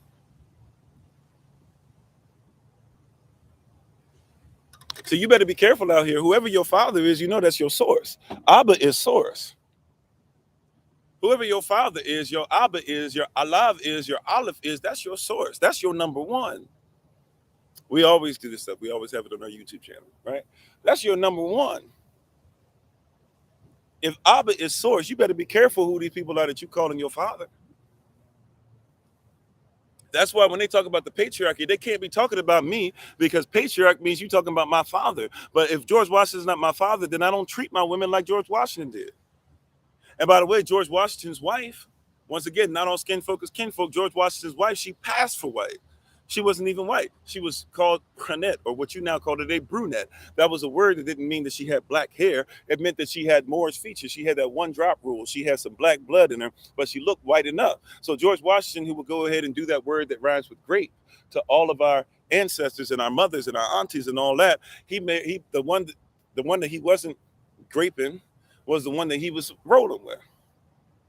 He was still doing that. Remember, that's why we said, look, we believe that our sisters are royal. That's why Nefertiti, she sat next to Akhenaten. That's why we have no problem talking about Queen Nzinga and Akhenaten's mother, Queen Tai. Right? We had no problem talking about Khalifa. We had no problem talking about Esther and Ruth and Naomi needing to be reestablished and the elect lady in John chapter 2 and all these different, I'm sorry, in 2nd John rather. We have no problem with these things because it's never been our culture to go down on speak down upon them. But see, even the word queen, that's why I mentioned that the other day. And now I've heard other people, I think KRS-One and some other people talking about it too. Like, so I'm probably going to be careful about that word. But you know, the word queen, even though we know what we mean when we say it, but when they say queen, the word queen actually used to mean the word whore. That means that they treated their queens like whores. They called them whores because the kings were supposed to run through as many of them as possible. Remember, that's why King Henry VIII, he left Roman Catholicism and became the first pope of Protestantism because he wanted to run through as many of them as he could. All they were supposed to be there for was to sire a son. And when they could, right, sire, hey, sire, they're supposed to sire a son. They were supposed to give the king a son. And if the whore couldn't give the king a son, then she was banished or even offed. And that child that she might have had, the daughter she might have had, would became bastards. And he went ahead and he got a new one and a new one. Or Charlemagne, that y'all love so much, that some of y'all love Charlemagne to God. Well, Charlemagne, King Charlemagne, who was really not educated at all, was somebody who used to walk around with 3 or 4 of them all the time. But he was a Christian king. But that's what happens when you're in Christianity. Christianity is the mixing of iron and clay. See, so we know what we're talking about when we're talking about our royalty, but see, their patriarchs, they always looked at their queens like that. That's why feminism is not a movement for our women, right? Our women are not protected in feminism. Look up Sojourner Truth and why she said, "Ain't I a woman?" She wasn't talking about just the white men. She was talking about the white women that they didn't even want her to come. That's why her speech was only 5 minutes. They didn't want her to show up at all. But you know how our sisters be. She said, "I'm gonna show up. I'm gonna say a little bit, and I'm gonna go somewhere and sit down." Right? But it's never been for your people. That's why when y'all lift up Susan B. Anthony, you guys do it every December. I think her born day is in December. And in December, everybody gonna talk about Susan B. Anthony. Susan B. Anthony was asked, would you help black people to vote? She said, I would rather give my arm than see a black beast vote. That's what she said. You can try to twist it whatever way. Margaret Sanger, she came to your community. She talked to your pastors. She did that Balaam doctrine on you. She talked to your pastors. She paid them in gold. She said, tell them that they need to wear condoms. Tell them they need to have abortions. Tell them all this stuff or whatever. And now here you got Boulay keeping up the same thing that Margaret Sanger did. When you got somebody like Pastor Jamal Bryant apologizing on behalf of all pastors, of all black pastors specifically, because we're not saying that we acknowledge the LGBTQ plus movement, although the LGBTQ plus people should be loved, and we should love the hell out of everybody who got hell in them, and we should teach people the righteous way no matter what their situation is. But he here talking about, hey, I apologize because we should accept homosexuality. Oh, and don't forget, before that, he was telling everybody at Rebirth that they should go ahead and stop telling women what to do with their bodies, which, by the way, look at his record up in Baltimore. For those of you who are from Baltimore, you know about this cat where they didn't even want him marching on the streets when we were talking about justice for all these different people. He almost got jumped himself and almost got offed himself because they were like, you ain't never out here.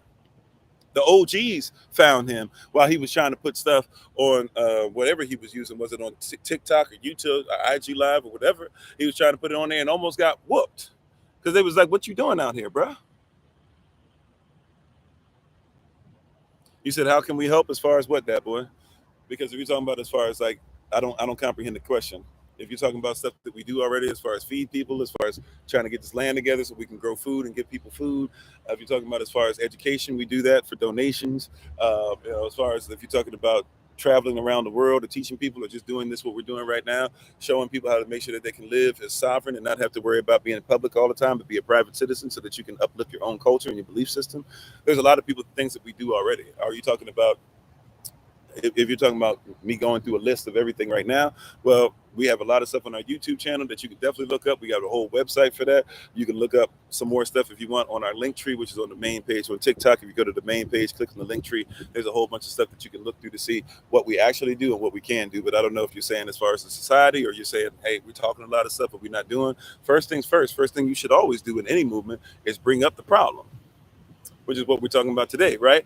Like, we hurting, but we still working. I didn't say hurt and only stay in place, right? We hurting, but working. Hurting, still working. Hurting, semicolon, still working. I might be hurt, but it doesn't mean that I can't move forward. But I'm not going to act like my people have not been through a bunch of stuff. Watch this. Just think about this reality. Can we just think about this reality? Because people go through all this other stuff. If I didn't do anything, if I wasn't even worried about land and stuff, I still think that I would be valid to do what I'm doing. It's not what I'm called to do, so I'm gonna do what I'm called. But hear what I'm saying. Hear what I'm saying.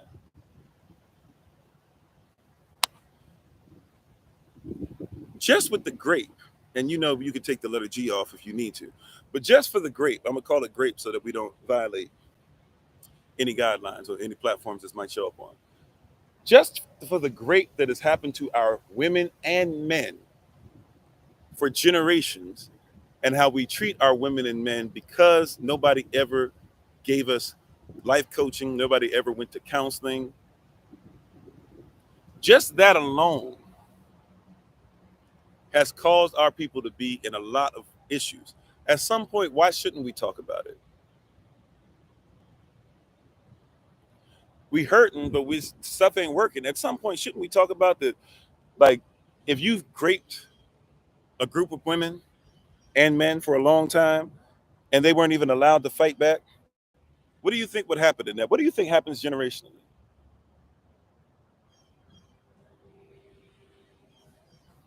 You said you just searched 16th, 17th century. Yeah, that's what it meant, queen. Yeah. Some spelled it Kwen, some spelled it Quean, right?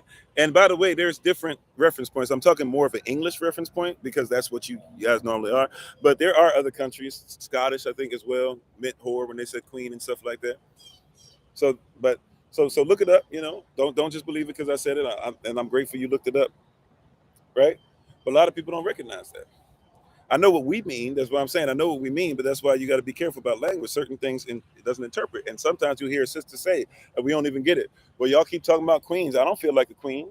Some black women have said straight up, "Don't call me queen." Now they mean more so because they don't think you're gonna treat them like one. But still, there's some stuff in some people where something stands up in their spirit and says this, and we just go, "Oh, she got a problem." No, like, probably shouldn't. We probably never should have started calling her. Not probably. We should have never started calling her queen. you know that's just, we were ignorant, and so I still use the word, but I'm aware, like, yeah, we shouldn't really use that. I love the way KRS-One, the video that's been surfaced with him lately.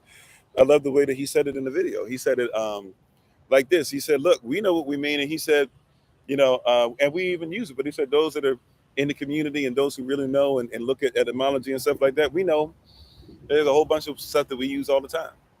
But nevertheless, getting back to what I was saying, we're gonna get ready to take our leave because we're gonna be shorter. Like I said, we're gonna be on the road a lot, pretty much all the time for these next 2-3 weeks, something like 3 weeks, whatever it is. Then gonna be on the road again for the Feast of Tabernacles.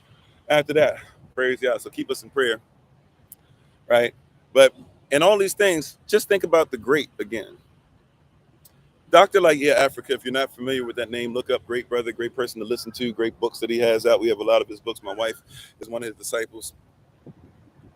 Well known worldwide, by the way. Well discussed, even if people disagree with him. Name is Laia, Laia Africa. Afrika, not CA, but KA. Dr. Laia Africa. He talks about the fact that his grandmother, he's old enough, so he passed away in his 70s or 80s, and his grandmother was actually a slave, and he just passed away. Is it 2 years ago now? 3 years ago? Yeah, Laia. First name, last name, Afrika. How you doing, Prophet Yomi? Thanks for being on. Said dressing like Nigeria. Well, it's West African. Whether it be whether it's my family, whether it's Igbo, Sri, Ashanti, at some point we're not too separate, right? We argue in Ghana and Nigeria over who has the best jollof rice, but it's still jollof rice at the end of the day, right? You know what I'm talking about. But yes, you see, so like, but he talked about his grandmother, right? Was a former slave. How you doing, Trap of the Line? As much as people want to act like that's not the case, his grandmother was a former slave, right? So he talks about he was going to school to become a doctor, or I don't know if he was going to be a doctor at this point or a nurse. I think at this point he's working towards being a doctor. And he says, his grandmother goes, "What are you learning in school?" And he said, "Man, we learn a lot of great stuff, and we're learning about this and that." And then he starts getting into, and we're learning about, counseling people and how to help people when they've gone through, really tough situations. And so she's like, "Well, like what?" And he goes, "Well, there's a lot of things. Like, for example, women go through a lot of stuff. They even go through, rape and things like that. Excuse me, rape and things like that. And, you have to help them to be able to get past what they're going through."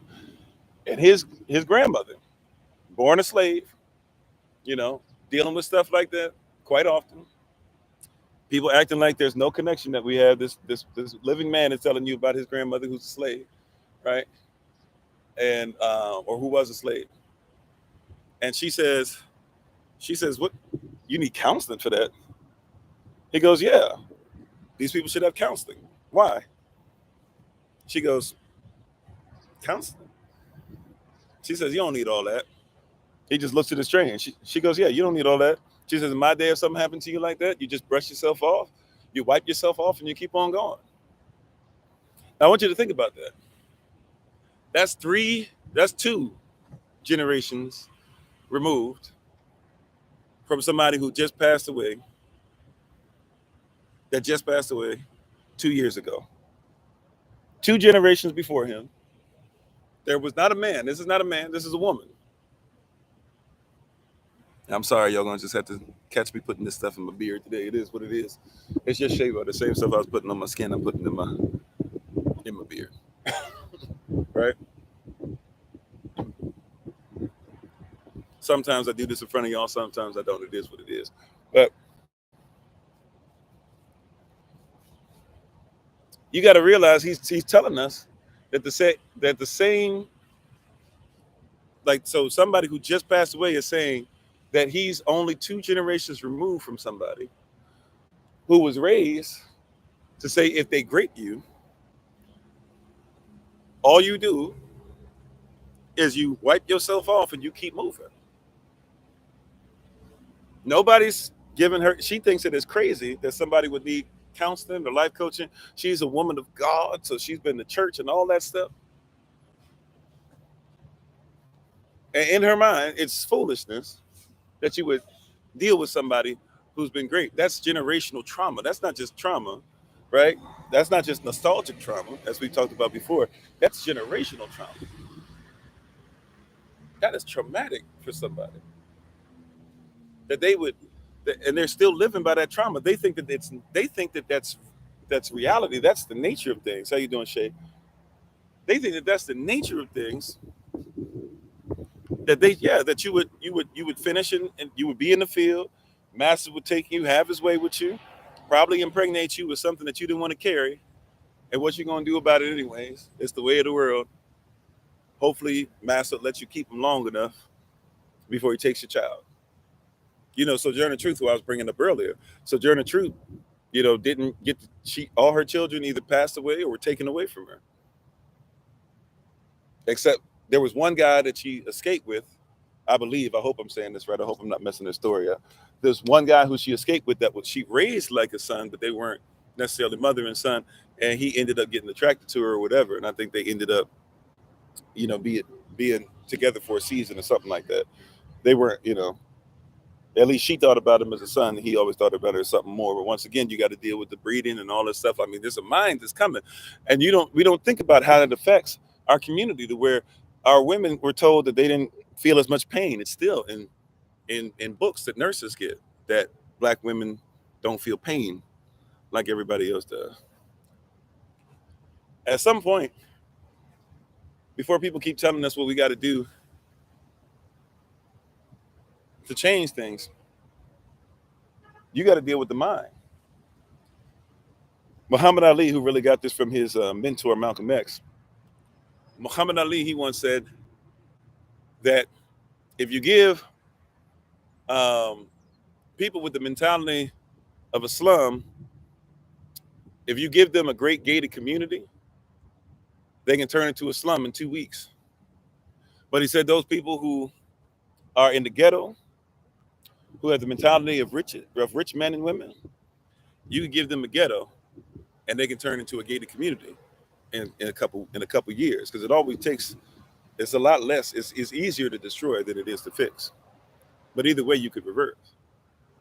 Yeah, a lot of doctors still believe the nonsense, right? So this is the stuff that's put on our sisters over and over again, where our sisters are supposed to be lambasted. They're supposed to be graped. They're supposed to be made fun of. They're supposed to be like I don't think people realize Nicki Minaj and Meg the Stallion and um,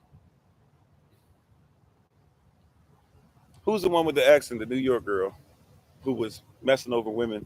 I mean, messing over men, taking their money and stuff when she was drugging them and stuff like that. Former stripper Cardi B.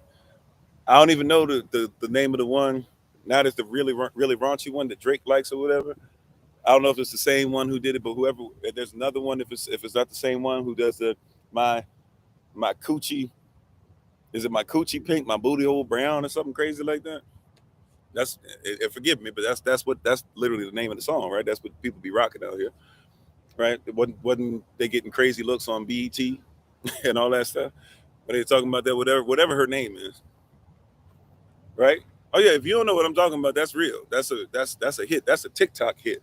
For real, for real. It's one of them songs that nobody actually knows the words to it because a lot of people learn songs on TikTok, right? A lot of people blow up on TikTok where people know like a hot second of the song and people be listening to the concert and they don't really be doing that. So they be waiting and then they be like, and then because that that 59 seconds that they know pop up or that 30 seconds or that 15 seconds, that's all you need is 15 seconds now, right?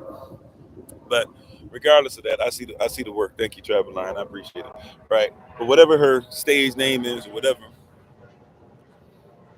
at the end of the day, well, it's not even the hook. A lot of people don't even necessarily know hooks to songs. Sometimes they know the hook, sometimes they don't. You know what I'm saying? I'm talking about somebody might know a little piece of song, and that's it.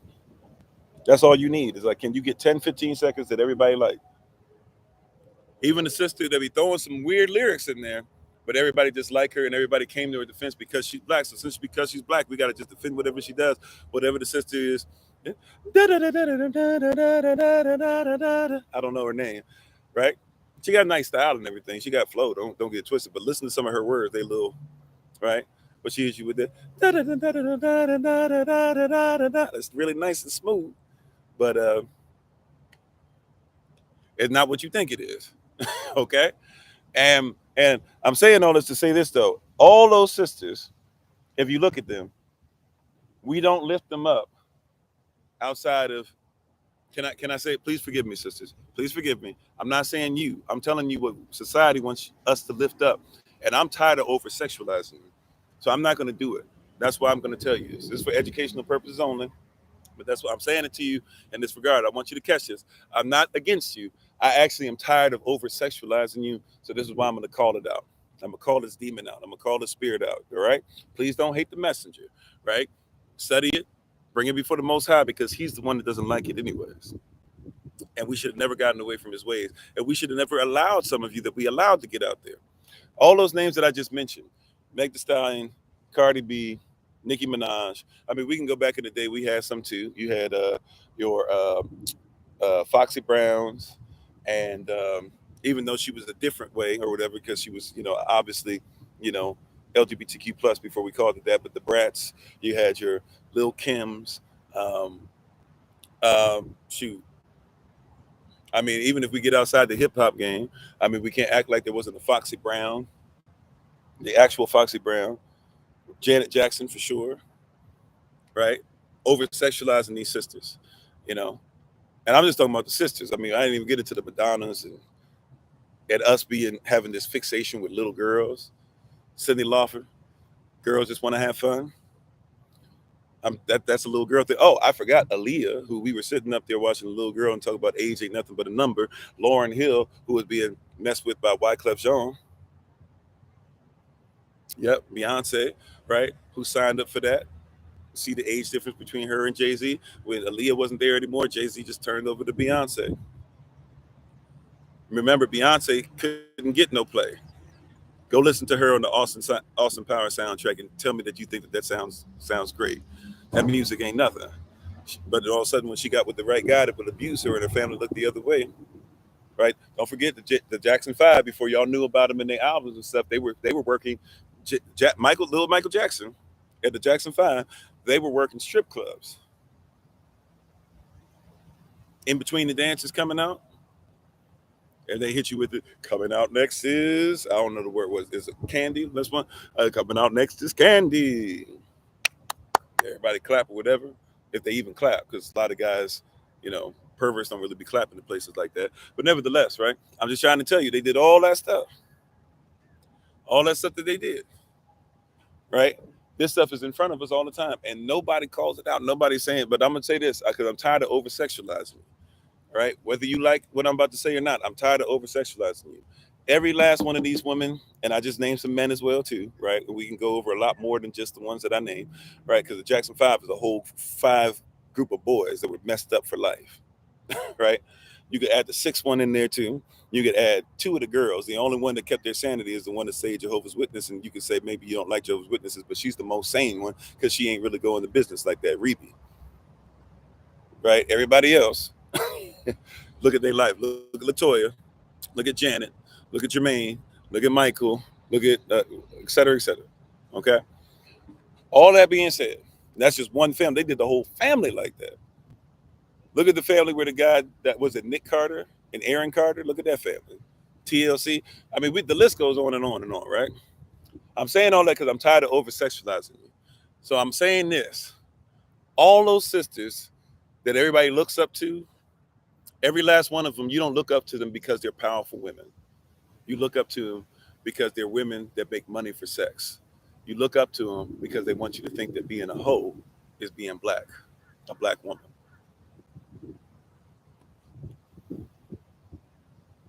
Be mad at me all you want. I'm trying to tell you that what gets a hit, because remember, we talked about this before. See, we hurting. We're not working this right. Today we're supposed to be hurting, still working. We're supposed to be hurting, still working. Hear what I'm saying, sister? Hear what I'm saying, little sis? Hear what I'm saying, auntie? Hear what I'm saying, mama? Hear what I'm saying, grandmama? Hear what I'm saying, big sis? Hear what I'm saying, for those who are going to become wives, all to say, hear what I'm saying, right? They look at you the way they looked at their queens. They called their women queens because queens were supposed to be for kings. Kings were supposed to be rulers. Queens were supposed to be the king's whores. And that's what they do today. The people who are buying your albums, right? A certain diaspora who buys more of your people's albums than you do. I know you don't notice this, but when you go to the concerts, when you go to the Beyonce concert, there's going to be more other people than there are of you.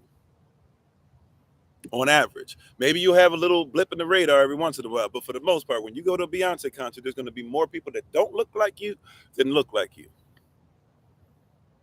I hold Dave Chappelle in many different ways in high regard, but when you go to a Dave Chappelle performance, a concert, there's going to be more people that don't look like you there than look like you. Right? And it's enough of over sexualizing you to where you don't get what's going on. The people who don't look like you, they buy into the image of you being a whore and that being what a black woman is. I'm done with that.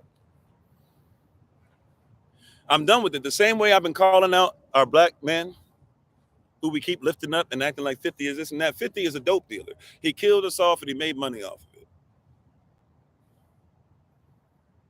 That's not somebody we should say we look up to. Enough, right? It's time for us, we hurting, but it's time to start working this thing so that we can make it through our hurt. It's time for somebody to bring this up and we can start having conversation. People keep saying, why are you conversing about it? There's certain things I don't converse about in front of everybody else, but there's certain things where at some point we got to have some kind of conversation and we got to have a reality check. And we got to say, look, man, people who kill us off shouldn't be people we lift up anymore. I'm done with that. We hurting and not working any principles. All these people keep saying that they holding us down, police holding us back, we can't make it, black men can't make it, this and that or whatever. Then they make it and they don't help their community, not one of them. I'm not saying, look, maybe they give you some crumbs, but I'm tired of seeing breadcrumbs. Look, I know that even the dogs can eat from the crumbs from the master's table, but dang, hasn't master had us eating from crumbs long enough? And why are you trying to be in the same position of master? Are you going to help and feed your people or not? Right? Everybody talking about Rick Ross and look at all the land he got and blah, blah. He ain't grown no food for his people. And he was not a parole officer, sorry. He was a CO, correctional officer. At some point, I'm just saying, right? And even if Rick Ross did what he was trying to get y'all to think he did, it means he was killing your people. I'm sorry to say use that word, right? I know it's supposed to be unalive, but I need you to hear it just one more time. He was killing your people. He thought it was more important, and it's more important for him to live a lie about offing your people than to tell the truth that he didn't make it by offing your people. Looking up to Ice Cube because he came in the office with a bat and he hit everything around while making fun of the people that he made it with, while now telling you guys that, oh, I'm gonna become a Republican. Then who cares? Ice Cube, do something for your community.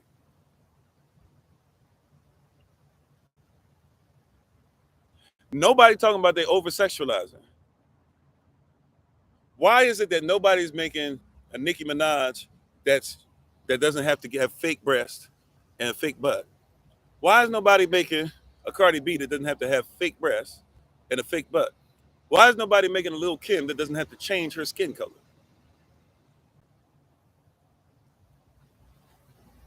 You know the reason why they think, brothers, you know the reason why our sisters think that we're part of the patriarchy? Because we're not speaking up about it. It's enough time. Just it's time over for us to start acting like it's time up for buying the album and telling everybody, watch this, love me. Look, well, you know what? It is what it is. Jill Scott, if you ever hear this, I don't know if you ever would, but if Jill Scott ever heard this, I want you to know I think that you are supremely talented, all that great stuff. I also think that it's important for people to tell Jill Scott that when she was sitting up there singing, she was acting like, and then it went to her making noises like she was gagging on a phallus and she was stroking testicles. I think it's all right for people to say, maybe you shouldn't put that in a place to where little girls might see it. And I think it's all right to tell our diaspora that maybe we should make sure that we don't lift that Jill Scott up more than we lift up the Jill Scott that has a lot more hits concerning love and affection and men needing to be better and all that. I think it's all right. I think it's all right to say that maybe that's not a prism, and maybe that's something that maybe even if you did do it, fine, we need to do a better job, because maybe you could say, fine, that was for adults, that wasn't for children anyways. All right, but once it got in the eyes of children, we didn't need to be defending and saying to everybody, hey, like I heard people who are intellectuals and stuff and saying, well, maybe if you had a Jill Scott in your life, you wouldn't be going through these things. Look, what you do in the comfort of your bedroom is for your bedroom. But I'm not here to tell you the business that I do with my wife in front of you. There's some things that we can talk about, we can have classes on, we can have one-on-one discussions about, you can have discussions with my wife and I about, whatever.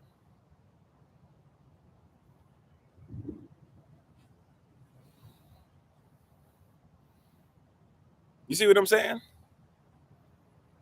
There's time that we should go ahead and defend it, and there's times that we shouldn't. And just because somebody's black is not an excuse for them to act a daggone fool. Just because somebody's white is not an excuse for them to be told that they are automatically a fool. I'm just saying at some point we got to be honest. Oh, Erykah Badu, that's the queen. Erykah Badu, look at what she does. Erykah Badu, look. I'm the first person, man. One of the first things that I learned how to make my foot go fast on the bass drum was love it, right? One of the greatest pockets of grooves that you ever going to experience in your life. Many other things that she's done, right? At the same time, though, I don't think that you need to go ahead and start making candle wax that smells like your vagina. There's some things that we should stop acting like we're going to defend. See, this is when we hurting and we just stay in the hurt. And you confused that somebody's out there who's doing some demonic witchcraft type stuff is is something that's working because she's making some money off of it. What does that mean? Who cares if she's making money off of it?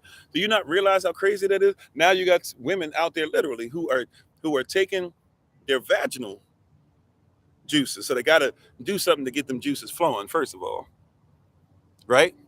And then they take it and they dab in it or parts of their body. Talking about the pheromones will make you more attractive to men.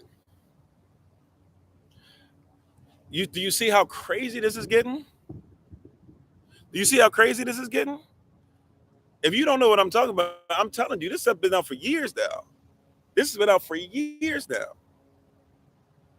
We're not that far removed from it being a big thing. I know everybody forgot about it, but we are not that far removed. Do you remember us not being too far removed from when you had, um, if you remember, you had what's his face, Lil Nas X selling his blood, doing a video to where he was in the Garden of Eden with a guy, Steve and Steve, or Adam and Steve, or whatever it is, and then went down the pole. Lil Nas X, who was trying to be the hardest dude on the street, now all of a sudden Lil Nas X, wearing pink outfit. And it wasn't until somebody told him make money doing this that all of a sudden they made him the number one person. Now Lil Nas X, and then he came out and this whole show. Look, can I keep it a buck with you? Some people aren't gonna like what I'm saying, especially Israelites. I'm gonna just keep it a buck with you, Israel. I'm not cool with LGBTQ plus as far as the lifestyle, whatever. I believe all human beings should be treated like human beings, though, and that we should do our best to make sure humanity is protected. I'm not with LGBTQ plus. That being said, I know y'all aren't gonna like this, but look, man, if you LGBTQ plus, do what you do, and if you want children to be affected, I don't even comprehend why you got to do what you're doing the way you're doing it. You could just tell people, yeah, I'm LGBTQ plus, I'm gender fluid, or I think he might be just straight gay. I'm not sure, whatever. But I'm whatever he is. Cool. All right. You have a right to that. You have a right to live your life, whatever. But why do you have to do it to where you come on an award show and all the brothers are in tight shorts or G-strings and you basically in the same outfit? At some point, is it about you doing what makes you happy, or is it about lasciviousness and lust? At some point, when is it about lasciviousness and lust? Right? I don't agree with your lifestyle. You don't have to agree with mine. You don't have to come over my house. I don't have to come on yours. I don't have to watch your show. You don't have to look for my little YouTube channel or whatever. Cool. I'm with you on that. Like be separate. You have free will. Do what you will. Do the Aleister Crowley. Do as thou wilt. You have free will to do that over there. And I have free will to be obedient to the Most High over here. All right? I get that principle. That being said, though, do you not comprehend that you literally are so over-sexualized that now you, who have been groomed, hear what I'm saying? Now you have been groomed, don't even realize that people who groom are using you to groom other children. Because I know you think you're grown and everything, but I want to tell you, bro, you're not grown. Lil Nas X, you a little baby out here. I'm 40. I'm still a baby somewhat. I'm like a teenager in this thing, helping out children that are younger than me. For real, for real. I'm still growing every day. I got a lot to learn. I promise you, you are a little boy. And they have literally messed up your concept of self. They have you signing these deals. You can't even, and look, let's be honest about it. He can't even make a move unless they tell him to make a move. Thank you, Tiana. Appreciate you. He can't even make a move. He doesn't, like, you guys don't even realize he's not making these decisions. Somebody's talking him into agreeing with stuff to where, and if he decides not to agree with it, they're like, oh, we got this on you. We got this on you. We've had you try this out. We've had you hang out with this. You don't think we have cameras when we have these guys running little stuff on you? You don't think that they got cameras of all the stuff that they're doing behind the scenes to these people?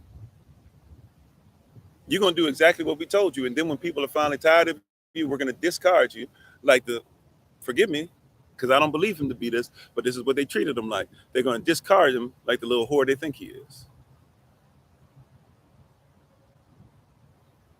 And there's a lot of people who have almost stepped into that room. I've been there to where I've never been asked to step into that room, but I know brothers who have said, like, yeah, if you just lay down with this, or if you off somebody, or if you do this. I know sisters. There are people part of SOC. I won't tell you who they are. If they want to tell you someday, they can. But there's people who've been in that back room and they got the door, literally had the doors open to them and had to make a decision. Would they go back there or would they not? And had to start over their whole lives, including some of them being close to poverty because they decided to move back. I'm a musician. I played I played in front of the Kirk Franklins. I played in front of John Legend.